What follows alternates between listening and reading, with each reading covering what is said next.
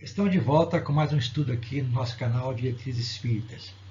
Hoje vamos discutir um assunto que faz parte da nossa vida particular, desde ainda menino, garoto, nas minhas terras lá em Minas Gerais, onde eu convivi com meu pai por um longo período, até o seu desencarne, das práticas relacionadas à obsessão.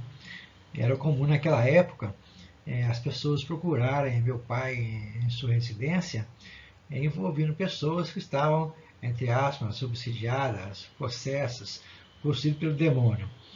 E já no lar espírita, a gente despertou por esse assunto, e ele é um dos assuntos que mais nos chama a atenção para poder discutir em nossos estudos. A gente então vai trabalhar aqui hoje esse assunto aqui com vocês, no nosso canal. Seria o segundo estudo sobre a questão da obsessão, e a gente vai trabalhar sobre se existe realmente a palavra possessão. Ao longo do nosso estudo, a gente vai poder observar a evolução do pensamento de Allan Kardec, desde o lançamento do Livro dos Espíritos até a Gênese, onde ele desenvolve esse assunto e mais tarde ele clareia um pouco mais essa temática no livro A Gênese, foco então da nossa conclusão. A gente vai iniciar então com a parte anterior, né, ao livro A Gênese, e verificar o que Kardec pensava a esse respeito.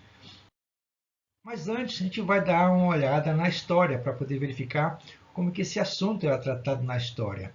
A gente vai verificar que na antiguidade essa questão da obsessão era tratada como violência. A gente vai verificar então que tanto o judaísmo como o catolicismo trabalhavam esse assunto de uma forma assim, muito agressiva. Isso até hoje persiste. Então a gente verifica que o exorcismo é a tentativa de desconjurar o espírito maligno das pessoas, né, através de um ritual que utiliza água benta, utiliza a Bíblia, e uma série de coisas parlamentares específicas daqueles que trabalham esse assunto dentro da fé que professam. Então, a gente vai verificar que existem muitos caminhos a esse respeito. Então, no cristianismo, em particular, no Evangelho segundo o Espiritismo, no Evangelho na sua origem, e também no Evangelho segundo o Espiritismo, Kardec falando sobre esse assunto. E Jesus trabalhou muito sobre ele, né, famoso nas suas curas, né, ainda mais aquela que expulsava as pessoas, né, que estavam endemoniadas. A sua autoridade moral fazia com que expulsasse essas criaturas, né? Ou seja, uma desobsessão que ocorria naquela época, no tempo de Jesus. Aqui a gente encontra os primeiros estudos de Allan Kardec sobre esse assunto, para poder verificar o que ele pensava a esse respeito. Ele coloca então que a possessão era exercida pelos maus espíritos e levava até a aberração da faculdade da criatura. Então ele chegou a inicialmente a essa conclusão. Mas ele acrescenta que muitas vezes a ignorância e o preconceito foram tomando tudo como possessão. E às vezes não se passava de um estado patológico, ou seja, a pessoa realmente nascia com a deficiência cerebral, era louca realmente, e o pessoal achava que era obsessão ou possessão, e essa criatura então era envolvida com a questão do exorcismo, que nem sempre dava certo. Então o Kardec faz essa análise aqui, inicialmente, né, para poder facilitar a compreensão. Então ele coloca que ele não vai utilizar os dois termos de uma vez só, né? Porque primeiro, se você falar que tem a possessão, você vai dar a ideia de que tem espírito destinado ao mal eternamente, porque o pessoal que trabalha a questão do exorcismo acredita que a pessoa que está envolvida é o demônio, e esse demônio é eterno, essa briga eterna com a divindade, vamos dizer assim. E já ele, Kardec, estuda, por outro lado, a ideia, né, da coabitação de um espírito com a pessoa. A gente vai verificar então como é que desenvolve essa ideia ao longo do nosso trabalho aqui hoje. Então, ele é um processo interessante. A gente vai observar então na obsessão como é que processa esse mecanismo. Quando um espírito bom ou mau, então observe bem aqui que o fenômeno do envolvimento do espírito com a pessoa pode ser de bons espíritos ou mal, ou seja, o mecanismo é o mesmo. Não tem como fugir disso. Quando um espírito bom ou mau quer agir sobre o indivíduo, ele o envolve, por assim dizer, com seu perispírito, como um manto. Os fluidos se penetram, os dois pensamentos e as duas vontades se confundem, certo? E o espírito pode então servir desse corpo como se fosse ele, fazê-lo agir segundo a sua vontade, falar, escrever, desenhar. Então são os tais médios. Estão colocando aqui do lado do mecanismo da questão boa, dessa influenciação. Então o processo é o mesmo. Se o espírito é bom, a sua ação é benfazeja, né, doce, ele leva a sendo coisas boas, e se é mal, olha só, e se é mal, ele vai fazer já o contrário. Ele vai persuadir, vai constrangir a mente da criatura, tá? Como se fosse uma rede, Kardec utilizou esse termo na época, paralisa a sua vontade, o seu julgamento, e que abafa, vamos dizer assim, o fluido que há nele, da própria criatura, e nesse abafar, ele então vai transformar essa criatura, né, num zumbi, vamos colocar na linguagem mais de hoje, né, e fazer com que ele possa fazer coisas extravagantes, né? Ele vai então ter atos equivocados em função desse domínio moral e físico que esse espírito está fazendo com ele. Então a gente verifica que o processo do movimento com o espírito é o mesmo, de um lado o lado bom, do outro lado o lado negativo, que seria a obsessão. Mas sigamos. Aqui então, o que significa essa palavra, né? Cataleptiza, né? Que é a questão da pessoa ficar parecendo no estado de ser. Ela fica lá parada, né? E não se move. Realmente é um estado que realmente dá a entender que ela está em surto, que poderá ser a influência de maus espíritos. Mais adiante, Allan Kardec estuda então no livro dos Espíritos, essa questão 473, se pode um espírito tomar temporariamente o envoltório corporal de uma pessoa viva, isto é, introduzir-se no corpo animado e obrar no lugar dele. As pessoas acham que o espírito entra no corpo da criatura, né, e toma esse corpo. Será que é assim que acontece? Vejamos a resposta de Allan Kardec. Então, de Allan Kardec, através dos Espíritos. O espírito não entra no corpo como entra numa casa. Ele vai identificar com o encarnado, então a sintonia quando encarnado, mentalmente falando, certo? Ele vai verificar os efeitos e as qualidades, que sejam os mesmos, para poder então, nessa associação, criar uma simbiose e, em conjunto com ele, atuar. Mas deixando bem claro, mas é o encarnado, é sempre quem atua conforme queira, sobre a matéria que se acha revestido. Um espírito não pode substituir-se ao que está encarnado, pois este terá que permanecer ligado ao seu corpo até o tempo final, fixado pela sua existência na Terra. Então, o corpo é da criatura, é nosso, ninguém vai obrar no meu lugar, mas eu poderei, por um tempo, ser envolvido e dessa forma tornar essa pessoa obsidiada. E vai na frente e coloca aqui essas fórmulas, que se tem alguma eficácia sobre os maus espíritos, não. Estes riem e se obstinam quando vem alguém tornar isso como sério.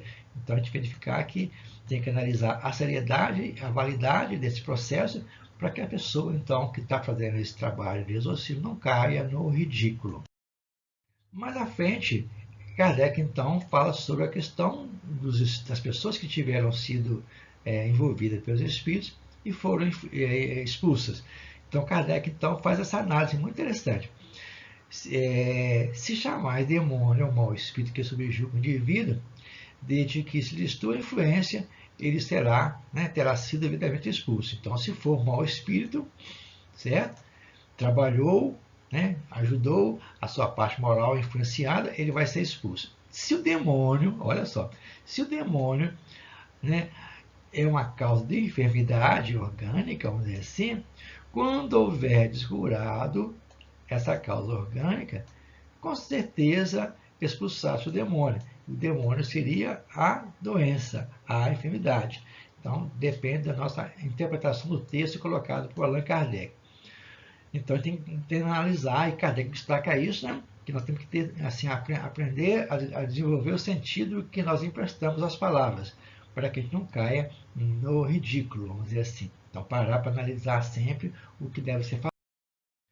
Depois, ele então volta à carga na questão seguinte, desde que não há possessão propriamente dita, isto é, a coabitação de dois espíritos no mesmo corpo, pode a alma ficar dependendo do outro espírito, de modo a se estar subjugada, obsidiada, ao ponto de sua vontade viajar, de certa forma, paralisada? Então ele já volta de novo ao assunto e agora questionando de outro ângulo, né? Já que não pode haver, né, essa coabitação de dois espíritos no mesmo corpo, como é que vai ocorrer essa dependência dessa criatura quando ela se acha envolvida pelo espírito? A resposta é muito interessante e nos leva a grandes reflexões a respeito.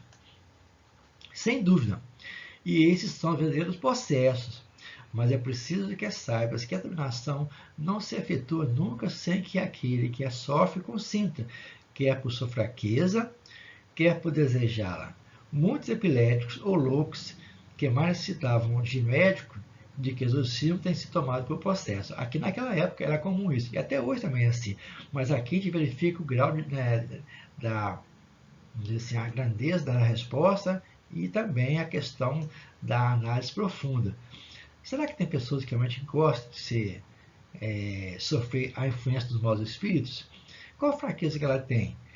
Será que tem pessoas que desejam realmente isso? Então é nessa hora que a gente vai analisar os nossos pensamentos. Desde que nós passamos a ter um pensamento negativo a tudo que acontece na vida, um pensamento pessimista, odiento, malicioso, preconceituoso, a gente vai então consentindo que essas forças negativas aproximem de nós e a gente passa então a ser teleguiado por essas forças ocultas. Então a gente tem que analisar dessa forma esse assunto. Mas, como eu disse lá no princípio do nosso estudo, Kardec, então, ele vai evoluindo na doutrina espírita, porque ela é uma doutrina progressista, e dentro da codificação, ele teve tempo de fazer, vamos dizer assim, uma revisão desse assunto. Certo? Estava na Gênesis, quando estudava sobre obsessões e possessões, no seu capítulo 14, quando ele fala sobre os milagres, no seu item 48, a gente vai destacar o que ele colocou a respeito dessa evolução do seu pensamento. Olha só, que na obsessão é sempre um espírito malfeitor. Então, quando ocorre obsessão, é sempre um espírito malfeitor. Não tem como fazer isso.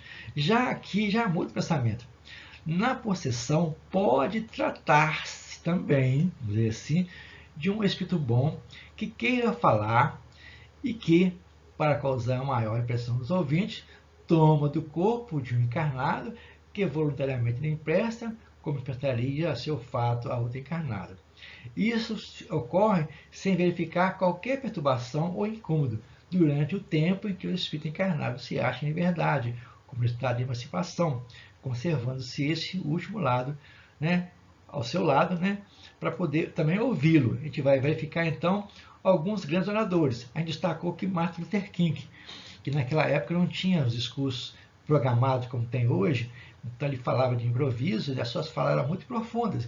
Então, aqui nessa hora, acredito eu, que ele tinha a aproximação de um espírito bom, ligado às causas raciais dele, que lutou pela paz, pela libertação do povo da raça negra, vamos dizer assim, e ele então verifica que nesta hora aqui, né, ele está trabalhando isso, né, e sendo influenciado com o espírito.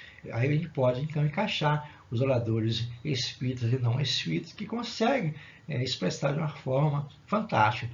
Por exemplo, comenta-se que o padre Vieira, no seu discurso, nos seus sermões, ele chegava a flutuar de tanto envolvimento que ele tinha com os espíritos. A gente vai encaixar aqui um Raul Teixeira, um Herculano Pires, um Vianney de Carvalho, como sendo grandes palestrantes do nosso meio espírita. Mais à frente, a gente vai então verificar que quando é o mau espírito, né, que está ali nesse lado, a coisa é diferente. Nessa hora, quando o espírito que está envolvendo aquela criatura é realmente obsessor, é que dá o nome de possessor, certo?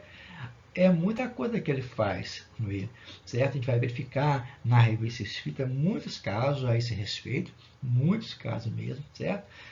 A coisa é muito mais grave do que nós imaginamos, né? Isso, a imagem aqui colocada tem de realidade, ela ocorre realmente, aquela transformação, aquela modificação na postura daquela criatura. É real isso, porque é a obsessão na sua grande profundidade, vamos dizer assim, né? Vai realmente manipular aquela criatura, porque ela perdeu sua vontade, perdeu seu domínio. Não que o espírito estava no corpo dela, mas ele consegue criar todo tipo de energia, né, que vai provocar efeitos físicos a contragosto e vai realmente servir-se disso. Então, está lá na agenda de Kardec falando sobre isso. Então, um fato muito sério para poder a gente estudar. Já quando se dá a conhecer, né, que o Espiritismo é o remédio para poder superar isso, o que é importante analisar? Né? Como é que o Espiritismo vai ajudar isso?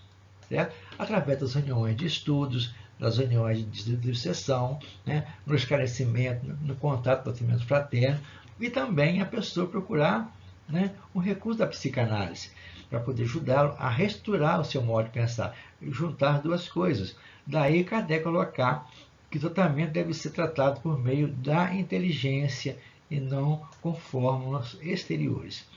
Era o nosso assunto inicial sobre essa temática, que continua, né, a ser importante, a ser pesquisado, demonstrando como que nós, no Espírito, temos assuntos, temas atuais que precisam ser trabalhados. E essa é a intenção do nosso canal. Não tem aqui nada de fantasioso, nada de imaginário, né, Kardec puro realmente. Né? A intenção nossa é de passar uma linguagem simples, objetiva, sem nenhuma entonação profética ou qualquer coisa, trabalhar esse assunto, visando levar a cada um de nós a mergulhar e estudar a obra de Kardec.